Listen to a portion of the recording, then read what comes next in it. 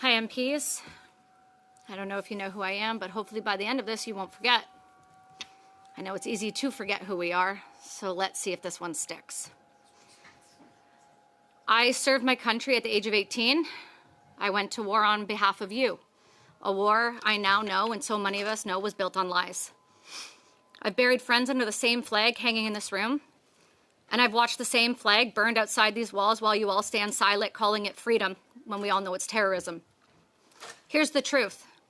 Canada doesn't count veteran suicides. You never have. If you don't count us, then you don't have to admit that you failed us. Every single day since Afghanistan, another Canadian veteran dies by suicide. Sometimes two, sometimes more, but you wouldn't know that. And the government of Canada still refuses to track it, publish it, or face it. You hide behind one outdated study from 2016, and that is not enough. It's cowardice.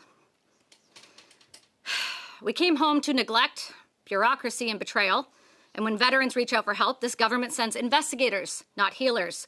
We're followed, watched, drugged, and not treated. And when that doesn't work, our system offers us death. I helped break the story when Veterans Affairs began offering MAID to this lovely lady right here on my show. You said it stopped. Fun fact, it hasn't. You're still offering MAID, still issuing now NDAs and payouts to shut us up. I know this to be fact because everyone comes to me privately. Over 20 veterans have confirmed been offered MAID, and I have the proof. And I have proof of more. Offering death to the people you sent to war is moral rot, and this government is full of it. It's betrayal of the highest order. And offering MAID to people with PTSD is absolutely insane. Research shows 46% of those with PTSD have suicidal thoughts alone, and 19% attempt suicide without even being offered. It's much easier if you just dangle the carrot now, isn't it? See, you don't really need to offer them a needle, a paralytic, or a drug that fills your lungs as you drown to death in your own fluid. You can just, offer them help. Instead, you threaten our benefits if we speak out. I know this because you send PIs to follow me around. And you threaten me in emails, and your own MP and your own Prime Minister has done it. I know this because I also have it in writing. Your silence with us is just bureaucracy and fear. And your Veterans Affairs Minister, a figurehead with zero credibility, blocks veterans online for telling the truth. I also know this because she called for a photo op with me. And when I said no, she began blocking my posts on social media for me calling her out for her hypocritical continued behavior. Because weak leaders like Jill McKnight breed case managers who think they can get away with anything, including to offer us to die.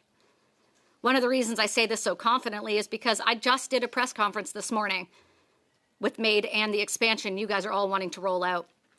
At the same time, which is really fun, Senator Pamela Wallin of Saskatchewan is facilitating a backdoor closed meeting with MPs and senators with Canada's government-funded pro-death cult Dying with Dignity tonight, and you can all join. Lobbying our government to continue to expand death as a solution for the disabled, the homeless, mentally ill, and our veterans.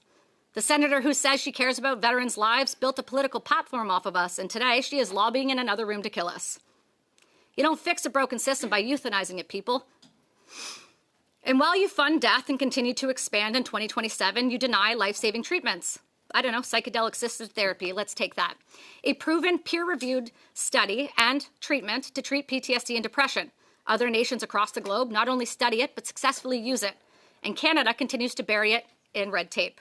I know this because I am the only person in Canadian history to legally receive medical psilocybin outside of a clinical trial. Before I was approved, Health Canada offered me electroshock therapy, and I am so sorry they offered that to you, don't you dare. There are other solutions, people. So think about that. This government would rather electrocute somebody who has a traumatic brain injury's brain into absolutely nothing instead of offering me a plant. One of the reasons I'm alive, and only reasons I'm alive, is because of Apex Labs fought through the extensively difficult special access program, not this government. They actually did everything they could to stop me. Every treatment that has helped me has come from outside of Canada, except for Dr. Greg Passy in Vancouver. Paid for by Americans like Heroic Hearts Project, Defenders of Freedom, and private donors, not this government. While you hand out opioids and vending machines, acting like you're helping, we're begging for actual solutions you refuse to provide. This is what betrayal looks like. You spend $32 billion a year on Indigenous and veterans programs, yet the money never reaches the people who needs it. It dies in committees like this, paperwork, and photo ops.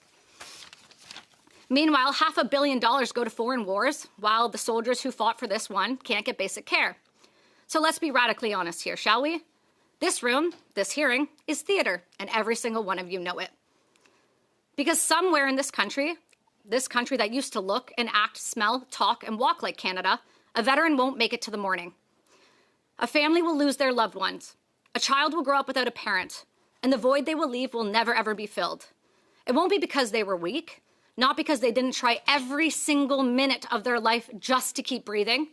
It will be because this country that sent them to war and keeps sending kids to war built on lies refuses to bring them all the way home. And it will be your fault. The blood will be on your hands, not mine this time. And I will tell anybody who asks if they want to join, don't. They will leave you to die and step over your body to hand an immigrant your benefits, the ones you fought your whole career for. Veterans aren't asking for pity. We're demanding accountability. Count every death. Publish the data. Stop offering MAID as a policy. Have we lost our damn minds? Fund the treatments that work. Train actual case managers who speak English and know what we are going through. Stop selling our care to insurance companies like Manulife, because you did that too. You call us heroes when it's convenient, and you call us terrorists when we speak up. That's not leadership, it's shame.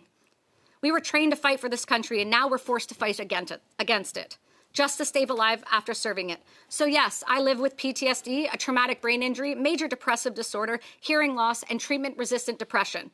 But I'm still here. And I will spend the rest of my life exposing this government's failures until no veteran or person in this country sees MAID as a way out ever.